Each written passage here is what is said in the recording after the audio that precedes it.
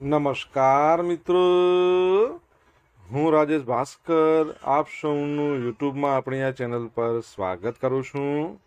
મિત્રો, આજે આપણે તારીખ 17મી માર્ચ 2026ના કેટલાક મોસ્ટ ઇમ્પોર્ટન્ટ કરંટ અફેર અને અગાઉની પરીક્ષામાં પૂછાયેલા કેટલાક ઇમ્પોર્ટન્ટ પ્રશ્નો વિશે ડિટેલમાં ચર્ચા કરીશું, જે આપને આવનારી પરીક્ષા માટે ખૂબ જ ઉપયોગી સાબિત થશે. તો મિત્રો, આપ આ ચર્ચા સાથે જોડાઈ રહેજો અને વિડીયોને પહેલેથી લઈને છેલ્લે સુધી પૂરેપૂરો જોવાનો આગ્રહ રાખજો. તો ચલો મિત્રો, શરૂ કરીએ. શરૂઆત કરતાં પહેલાં જણાવી દઉં કે જો તમારે આપણી આ યુટ્યુબ ચેનલને સબસ્ક્રાઇબ કરવાનું બાકી હોય તો ચેનલને સબસ્ક્રાઇબ કરજો, નોટિફિકેશન બેલ આઇકોનને પ્રેસ કરીને, અને જો તમને વિડીયો પસંદ આવે તો વિડીયોને લાઇક કરજો. પરંતુ તમારા મિત્રો જોડે વિડીયોની લિંકને શેર કરવાનું ના ભૂલતા. તમારા જેટલા પણ મિત્રો જેઓ કોમ્પિટિટિવ એક્ઝામની તૈયારી કરી રહ્યા છે એ બધા મિત્રો જોડે આ વિડીયોની લિંકને અત્યારે જ શેર કરો, તમે જે તે સોશિયલ મીડિયા એપ્લિકેશન વાપરતા હો એમાં. ચલો તો શરૂઆત કરીએ. સૌપ્રથમ જોઈશું અગાઉની પરીક્ષામાં પૂછાયેલા બંધારણના પ્રશ્નો, જેના જવાબો તમારે કમેન્ટ બોક્સમાં લખીને જણાવવાના છે. અને વિડીયોના લાસ્ટમાં જ્યારે હું તમને આ દરેક પ્રશ્નના જવાબ જણાવું ત્યારે તમારે ચેક કરવાનું કે તમે આપેલા પ્રશ્નોના જવાબમાંથી કેટલા પ્રશ્નોના જવાબ સાચા છે, અને જેટલા પણ પ્રશ્નોના જવાબ સાચા હોય એનો આંકડો તમારે કમેન્ટમાં લખવાનો છે કે 10માંથી આટલા સાચા છે. ડેલી જીકે ટેસ્ટમાં આપણે રોજ 10 પ્રશ્નો પૂછીએ, એમાંથી 5 પ્રશ્નો બંધારણના હોય છે. બાકીના જે 5 પ્રશ્નો છે એ ગુજરાતની ભૂગોળના છે. તો તમે તમારા આન્સર આપો નીચે કમેન્ટ બોક્સમાં, અને હું આજના કરંટ અફેરનો પ્રથમ પ્રશ્ન છે એની શરૂઆત કરું છું. ગુજરાતના પ્રથમ સાઉન્ડિંગ રોકેટનું સફળ લોન્ચિંગ ક્યાંથી કરવામાં આવ્યું? તો જવાબ આવશે ધોલેરા ખાતેથી. કઈ જગ્યાએથી? ધોલેરા ખાતેથી. તો ગુજરાતના સ્પેસ સેક્ટરમાં એક નવો ઇતિહાસ રચાયો છે. રાજ્યના વિજ્ઞાન અને ટેકનોલોજી મંત્રી છે અર્જુન મોઢવાડિયા. એમની ઉપસ્થિતિમાં ધોલેરાના બાવળિયારી ખાતેથી ગુજરાતના પ્રથમ સાઉન્ડિંગ રોકેટનું સફળ લોન્ચિંગ કરવામાં આવ્યું છે. વિકાસ કરતા આ રોકેટ છે ને એ અમદાવાદમાં આવેલી છે એક સ્ટાર્ટઅપ જેનું નામ છે Om Space Rocket and Exploration Private Limited, એના દ્વારા કરવામાં આવ્યું હતું. લોન્ચિંગની વિગતો જોઈએ તો આ સિંગલ સ્ટેજ રોકેટ 14મી માર્ચ 2026ના રોજ બપોરે 1 વાગે લોન્ચ કરાયું, જેણે 3 કિલોમીટરની ઊંચાઈ હાંસલ કરી હતી. ટેકનોલોજીની વાત કરીએ તો રોકેટમાં કાર્બન ફાઇબર આધુનિક મટીરિયલ એનો ઉપયોગ થયો હતો, જેમાં પ્રોપલ્શન, એવિયોનિક્સ અને ઓટોનોમસ રિકવરી સિસ્ટમનું સફળ પરીક્ષણ કરવામાં આવ્યું હતું. ઉદ્દેશ શું છે? આ રોકેટ પોતાની સાથે હવામાન સંબંધિત ડેટા એકત્રિત કરી શકે તેવું પેલોડ પણ લઈ ગયું હતું, અને 40 સેકન્ડ માટે એણે પરીક્ષણ કર્યું હતું. કેટલી? 40 સેકન્ડ માટે. અને પોતે જે હવામાન સંબંધિત ડેટા છે ને એ બધા એકત્રિત કરી પણ લાવ્યું હતું. ભવિષ્યનું લક્ષ્ય શું છે કે આ સફળતા બાદ કંપની હવે ભારતના પ્રથમ સ્વદેશી રિયુઝેબલ લોન્ચ વ્હીકલ ઇન્ફિનિટી 1 એના પર પણ કામ કરશે. બરાબર છે? તો એ યાદ રાખજો. અને તમને ખબર છે કે અહીંયા જે સાઉન્ડિંગ છે એનો મતલબ શું થાય કે કામ કરવું એવું થાય. ટુ સાઉન્ડ મતલબ કામ કરવું. તમને ખ્યાલ હોય તો ગઈકાલે આપણે ભણ્યા હતા કે એક નવી રેલવે લાઇન બનાવવાની છે, ક્યાંથી ક્યાં સુધીની, જેમાં ધોલેરા પણ આવી જાય છે. કમેન્ટ બોક્સમાં લખીને જણાવો. કઈ યુનિવર્સિટીના વૈજ્ઞાનિકોએ પ્લાસ્ટિકના કચરાને સૂર્યપ્રકાશ દ્વારા વિનેગરમાં ફેરવાની પદ્ધતિ શોધી છે? તો જવાબ આવશે યુનિવર્સિટી ઓફ વોટરલૂ, જે કેનેડામાં આવેલી છે.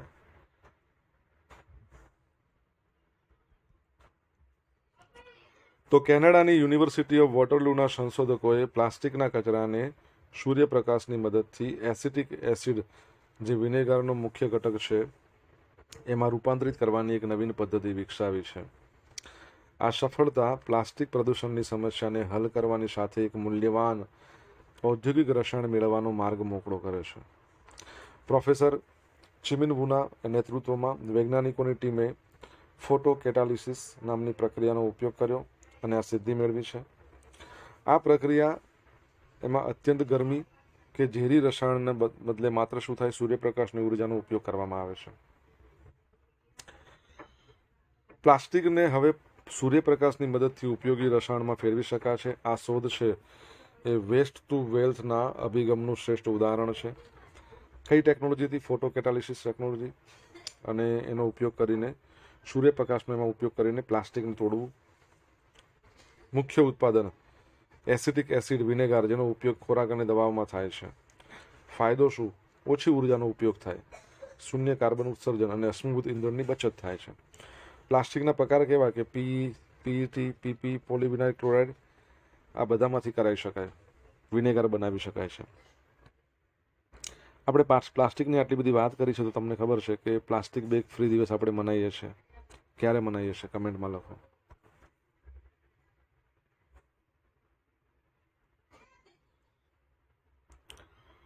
RM નાચમય ન્યુક્લિયર પાવર પ્લાન્ટના પ્રથમ મહિલા વડા. તો RM નાચમય છે ને, એમણે કાર્યરત ન્યુક્લિયર પાવર પ્લાન્ટનું સંચાલન સંભાળનાર પ્રથમ મહિલા ચીફ સુપ્રિન્ટેન્ડન્ટ બન્યા છે. તેઓને કર્ણાટકના કૈગા જનરેટિંગ જે સ્ટેશન છે એનું યુનિટ 3 અને 4 એના વડા તરીકે કાર્યભાર સંભાળશે.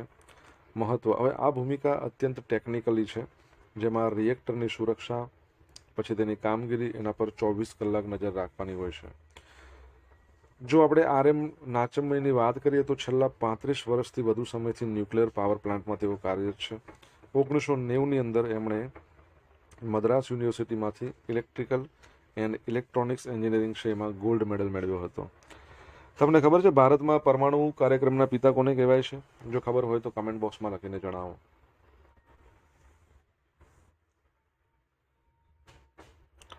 મિત્રો, વિડીયો પસંદ આવ્યો હોય, ભણવાની મજા આવી હોય તો વિડીયોને લાઇક કરો, તમારા મિત્રો જોડે વિડીયોની લિંકને શેર કરો. આપણી બંને યુટ્યુબ ચેનલ રાજેશ ભાસ્કર 2 એને સબસ્ક્રાઇબ કરો, નોટિફિકેશન બેલ આઇકોનને પ્રેસ કરીને.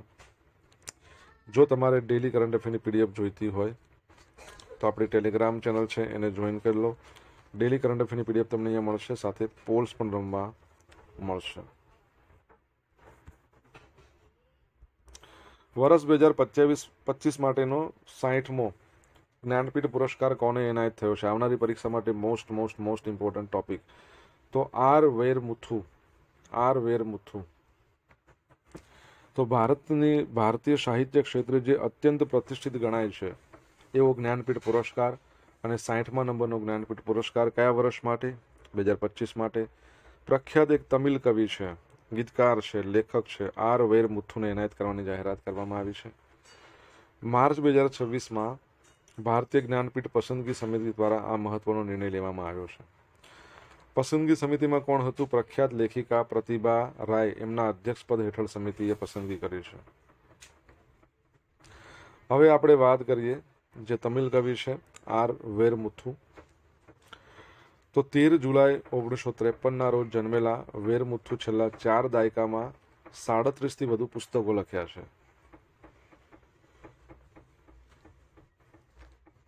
જાણીતી કૃતિઓની વાત કરીએ તો કલ્લિકાટુ ઇતિહાસમ, કુરુવાચી કાવ્યમ, તન્નિર્દેશમ, મુન્દ્રામ, ઉલ્ગાપોર, આ બધી એમની લોકપ્રિય રચનાઓ છે. એમણે સિનેમામાં પણ યોગદાન આપ્યું છે. તો તમિલ સિનેમાના તેઓ દિગ્ગજ ગીતકાર છે, અને ગીતો લખવા બદલ એમને 7 વખત, તમે સાચું જોઈ રહ્યા છો, 7 વખત નેશનલ ફિલ્મ એવોર્ડ શ્રેષ્ઠ ગીતકાર તરીકેનો મળેલો છે. અન્ય સન્માનની વાત કરીએ, 2003માં પદ્મશ્રી, 2014માં પદ્મભૂષણથી નવાજવામાં આવ્યા છે. 2003માં તેમની નવલકથા, એના માટે સાહિત્ય અકાદમી એવોર્ડ મળેલો છે. R વેરમુથુ આ એવોર્ડ મેળવનાર 3જા તમિલ લેખક છે. અગાઉ PV અકિલન 1975, D જયકાંતન 2002, એમને પણ આ સન્માન મળ્યું હતું. જો જ્ઞાનપીઠ પુરસ્કારની વાત કરીએ 1961માં એની શરૂઆત થઈ. પુરસ્કાર સૌપ્રથમ 1965માં આપવામાં આવ્યો G શંકર કુરૂપને. અને જ્ઞાનપીઠ પુરસ્કાર છે ને ભારતના બંધારણ માન્ય જે 22 ભાષાઓ છે એ પ્લસ અંગ્રેજી, એમાં જ સાહિત્યકાર જે હોય, સાહિત્ય કરે એમના આપવામાં આવે છે. મરણોત્તર પુરસ્કાર નથી આપવામાં આવતો, પરંતુ એકવાર ઘોષિત થયા ગયા બાદ જો સાહિત્યકારનું અવસાન થાય તો તેને આપવામાં આવે છે. શું આપવામાં આવે છે? તો તમારે કહેવાનું છે કેટલા લાખની ઇનામી રાશિ છે. વાગ્દેવી માતાનું એક કાંસાની પ્રતિમા હોય છે, પ્રશસ્તિ પત્ર હોય છે. ગુજરાતમાં કેટલા સાહિત્યકારોને મળ્યો છે? તો 4 સાહિત્યકારો. 1967માં ઉમાશંકર જોશી નિષિદ્ધ માટે, 1985 માનવીની ભવાઈ, બરાબર છે, પન્નાલાલ પટેલ, 2001માં ધ્વનિ કાવ્ય સંગ્રહ માટે રાજેન્દ્ર શાહ અને 2015માં રઘુવીર ચૌધરી સમગ્ર સાહિત્ય માટે. કયા રાજ્યે ભારતનું પ્રથમ સંકલિત દિવ્યાંગ સહાયક પોર્ટલ રજૂ કર્યું છે? તો મહારાષ્ટ્ર રાજ્ય. અહીંયા ભૂલ થઈ છે લખવાની, મહારાષ્ટ્ર આવશે જવાબ, ગુજરાત નહીં આવે. કોણ આવશે? મહારાષ્ટ્ર આવશે.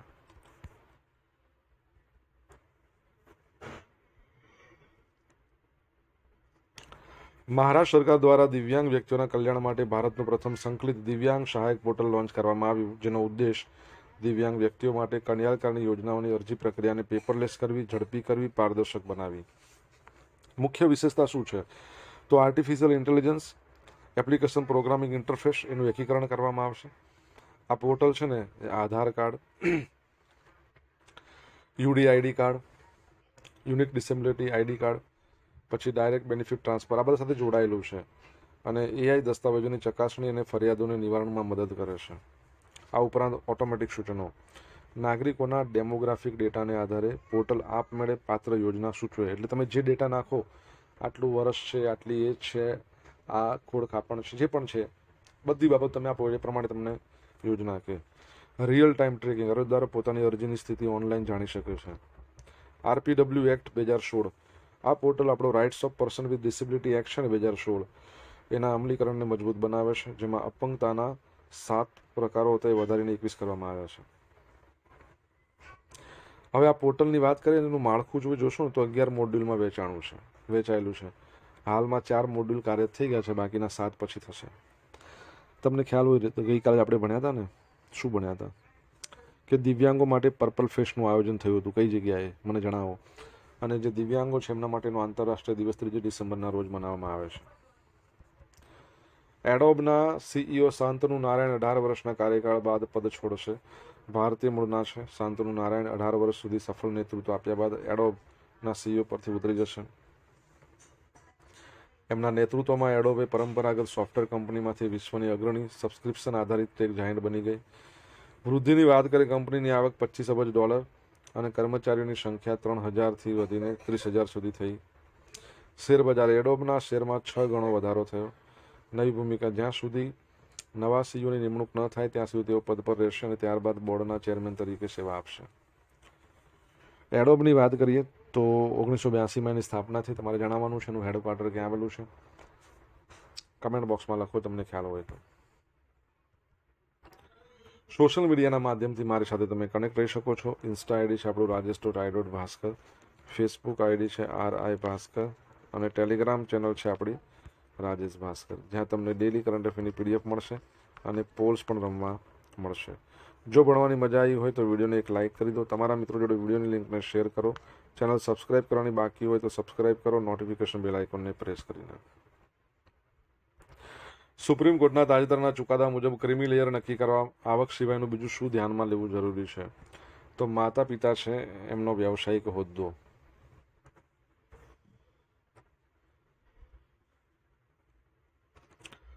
તો તાજેતરમાં સુપ્રીમ કોર્ટે, એટલે 11 અને 12મી માર્ચની વાત છે, જે ઓબીસી કેટેગરી છે, અધર બેકવર્ડ કાસ્ટ, એ કેટેગરીમાં જે ક્રિમી લેયર હોય છે એ નક્કી કરવા માટે એક સીમાચિહ્નરૂપ ચુકાદો આપ્યો.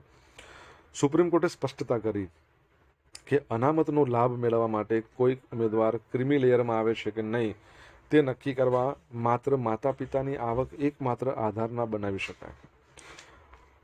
નવો માપદંડ આપ્યો છે. કોર્ટે શું કહ્યું કે આવકની સાથે માતા પિતાનો વ્યાવસાયિક હોદ્દો જોવાનો, નોકરીનો પ્રકાર, સ્ટેટસ જોવાનું, એ પણ જોવું અનિવાર્ય છે.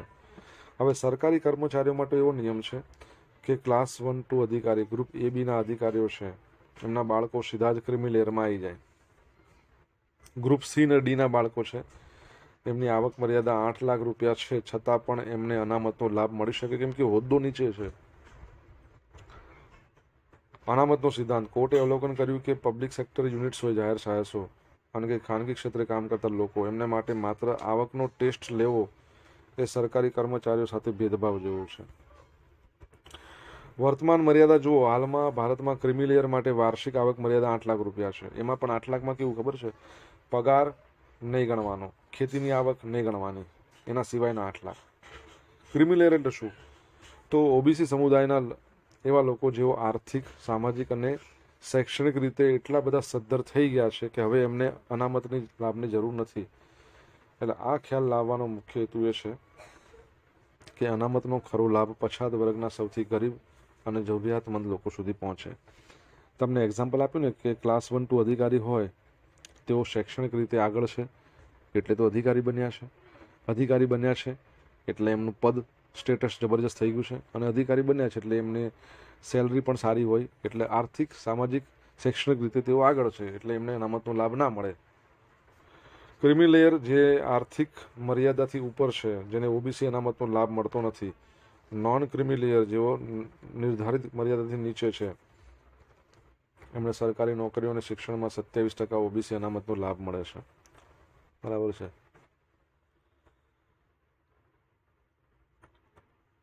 સુપ્રીમ કોર્ટના જજ કોણ છે હાલના મુખ્ય જજ? એકવાર જણાવી દો. પ્રથમ ખેલો ઇન્ડિયા ટ્રાઇબલ ગેમ્સ 2026 છત્તીસગઢમાં યોજાશે. તો છત્તીસગઢ રાજ્ય દ્વારા પ્રથમ ખેલો ઇન્ડિયા ટ્રાઇબલ ગેમ્સ છે એનું આયોજન કરવામાં આવ્યું છે. એકચ્યુઅલી એનું આયોજન ગયા મહિનામાં થવાનું હતું, ફેબ્રુઆરીમાં, પરંતુ XYZ જે પણ કારણ હોય થઈ ના શક્યું, હવે માર્ચમાં થશે. તો મુખ્ય ઉદ્દેશ એવો છે કે આદિવાસી સમુદાયમાં રહેલી રમતગમતની પ્રતિભાને રાષ્ટ્રીય મંચ પૂરું પાડવાનો છે. આ સ્પર્ધા 25 માર્ચ થી લઈને 6 એપ્રિલ 2026 દરમિયાન યોજાશે. છત્તીસગઢના 3 શહેરો રાયપુર, જગદલપુર અને સરગુજા આમાં રમત રમાશે. કેન્દ્રીય યુવા બાબત રમતગમત મંત્રાલયના મંત્રી શ્રી મનસુખ માંડવિયા એમના દ્વારા કાર્યક્રમની જાહેરાત કરવામાં આવી. રમતગમતના પ્રકારો કયા કયા છે? તો જેમાં મેડલ મળશે 7 રમતો: એથ્લેટિક્સ, ફૂટબોલ, હોકી, વેટલિફ્ટિંગ, તીરંદાજી, સ્વિમિંગ, કુસ્તી. જેમાં મેડલ નહીં મળે ડેમોન્સ્ટ્રેશન માટે મલખંભ અને કબડ્ડી. શુભંકર શું છે? તો પરીક્ષામાં આજકાલ શુભંકર બહુ પૂછાતા હોય છે. આનો શુભંકર શું છે? મોરવીર છે. છત્તીસગઢી ભાષામાં મોર એટલે મારું અથવા તો આપણું, અને વીર એટલે બહાદુર. તમને ખબર હોય, છેલ્લે આપણે ભણ્યા હતા કે દીવ દમણ છે ત્યાં ઘોઘલા બીચ ખાતે ખેલો ઇન્ડિયા બીચ ગેમ્સ યોજાઈ. એના વિનર કોણ હતા તમારે જણાવવાનું છે. પર્લ નામની ડોલ્ફિન એનો માસ્કોટ હતો. આ ઉપરાંત આપણે એ પણ ભણ્યા હતા રાજસ્થાનની અંદર ખેલો ઇન્ડિયા યુનિવર્સિટી ગેમ્સ યોજાઈ હતી, જેમાં ચંદીગઢ યુનિવર્સિટી નંબર 1 પર રહી, અને ખમ્મા ઘણી એનો માસ્કોટ હતો. ટોટલ 7 હવે ગેમ્સો આવી ગઈ ખેલો ઇન્ડિયા અંતર્ગત, એ પણ યાદ રાખજો. અગાઉની પરીક્ષામાં પૂછાયેલા બંધારણના પ્રશ્નો: રાજ્યસભાના સદસ્યની મુદત કેટલી હોય? 6 વર્ષ. લોકસભા પૂછે તો 5. બંધારણમાં કેટલી અનુસૂચિઓ છે? તો 12 છે.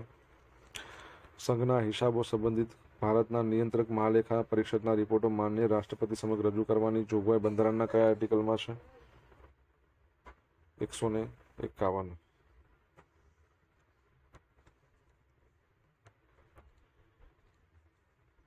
લોકસભામાં એંગ્લો ઇન્ડિયન કોમનું પ્રતિનિધિત્વ રહે એ માટે બંધારણના કયા આર્ટિકલમાં ખાસ જોગવાઈ કરવામાં આવેલ છે? 331. પરંતુ હવે આને અમેન્ડમેન્ટ કરીને કાઢી નાખવામાં આવ્યું છે. લોકસભામાં એંગ્લો ઇન્ડિયન હવે 2 પહેલાં જે નિમણૂક કરવામાં આવતી હતી એ હવે નથી રહ્યા. ચૂંટણી દરમિયાન પ્રતિકની ફાળવણી કોણ કરે? તો ચૂંટણીમાં કોણ કરે? ચૂંટણી આયોગ જ કરે ને, ઇલેક્શન કમિશન ઓફ ઇન્ડિયા. હવે જોઈશું અગાઉની પરીક્ષામાં પૂછાયેલા ગુજરાતની ભૂગોળના પ્રશ્નો. પહેલો પ્રશ્ન કે શેરડીના પાક માટે સરેરાશ વાર્ષિક વરસાદ કેટલો હોવો જોઈએ? 125 સેન્ટીમીટરથી વધારે. બરાબર છે. ઓછી ખેડનો વિચાર નીચેના પૈકી શું ઘટાડવા માટે કરવામાં આવ્યો હતો? તો જમીનની સખ્તાઈ. ઘઉંની પાકમાં પિયત માટેની ખાસ કટોકટીની અવસ્થા કઈ છે? તાજમૂળ અવસ્થા. પીળી પત્તી નીચેનામાંથી કયા પાકની જાત છે? ડુંગળી. શેરડીમાં પાક નિંદણ પાક વચ્ચે પ્રતિસ્પર્ધાના કટોકટીનો સમય કેટલા માસ સુધીનો હોય છે? 4 મહિના સુધી. હવે મિત્રો જોઈશું ગઈકાલે પૂછેલા પ્રશ્નો જવાબ. પહેલો પ્રશ્ન છે, તાજેતરમાં આવેલા નાણાકીય સ્વાસ્થ્ય સૂચકાંક 2026માં ગુજરાત 4થા નંબર પર. રાષ્ટ્રપતિ ભવનમાં દિવ્યાંગજનોના સન્માનમાં કયા ફેસ્ટિવલનું આયોજન થયું? Purple fest. હમણાં તો અમે પ્રશ્ન પૂછ્યો હતો. હવે આજે પૂછેલા પ્રશ્નો જવાબ જોઈ લઈએ. પહેલો પ્રશ્ન હતો કે તાજેતરમાં સરખેજ, ધોલેરા અને બાવળિયારી આના વચ્ચે સેમી હાઈ સ્પીડ રેલ ચાલુ કરવાની દરખાસ્ત આગળ રેલવે મંત્રાલયને મૂકવામાં આવી છે. પ્લાસ્ટિક બેગ ફ્રી દિવસ 3 જુલાઈના રોજ દર વર્ષે મનાવવામાં આવે છે. ત્રીજો પ્રશ્ન, ભારતમાં પરમાણુ કાર્યક્રમના પિતા કોણ છે? ડૉક્ટર હોમી ભાભા. ચોથો પ્રશ્ન શું હતો? જ્ઞાનપીઠ પુરસ્કાર અંતર્ગત 11 લાખ રૂપિયાની ઇનામી રાશિ આપવામાં આવે છે. 5મા નંબરનો પ્રશ્ન શું હતો? દિવ્યાંગ માટે પર્પલ ફેસ્ટનું આયોજન નવી દિલ્હીમાં રાષ્ટ્રપતિ ભવનમાં થયું હતું. 6ઠ્ઠા નંબરનો પ્રશ્ન, એડોબનું હેડક્વાર્ટર કેલિફોર્નિયામાં છે. 7મા નંબરનો પ્રશ્ન, સુપ્રીમ કોર્ટના ચીફ જસ્ટિસનું નામ? જસ્ટિસ સૂર્યકાંત. 53મા નંબરના. 8મા નંબરનો પ્રશ્ન કે ઘોઘલા બીચ ખાતે ખેલો ઇન્ડિયા બીચ ગેમ યોજાઈ એ કર્ણાટક જીત્યું. હવે જોઈશું ગઈકાલના કરંટ અફેરમાંથી પૂછેલા કેટલાક ઇમ્પોર્ટન્ટ પ્રશ્નો, જેના જવાબો તમારે કમેન્ટમાં લખવાના. સરખેજ ધોલેરા બાવળિયારી નવી રેલવે લાઇન પ્રોજેક્ટમાં પેસેન્જર ટ્રેનની મહત્તમ ઝડપ કેટલી રાખવાનું આયોજન છે? મયંક ચક્રવર્તી ભારતનો કેટલામો ગ્રાન્ડ માસ્ટર છે? જવાબ આવડે તો કમેન્ટમાં લખજો. આ હતા આજના દિવસના કેટલાક મોસ્ટ ઇમ્પોર્ટન્ટ કરંટ અફેર અને અગાઉની પરીક્ષામાં પૂછાયેલા ઇમ્પોર્ટન્ટ પ્રશ્નો એના જવાબોની સાથે. આશા રાખું બધાને ભણવાની મજા આવી હશે. મજા આવી તો વિડીયોને લાઇક કરો, તમારા મિત્રો જોડે વિડીયોની લિંકને શેર કરો. આપણી બંને યુટ્યુબ ચેનલ રાજેશ ભાસ્કરને સબસ્ક્રાઇબ કરો, નોટિફિકેશન બેલ આઇકોનને પ્રેસ કરીને. તો મિત્રો, thank you so much for watching this video. Have a nice day. જય હિન્દ, જય ભારત, જય ગરવી ગુજરાત.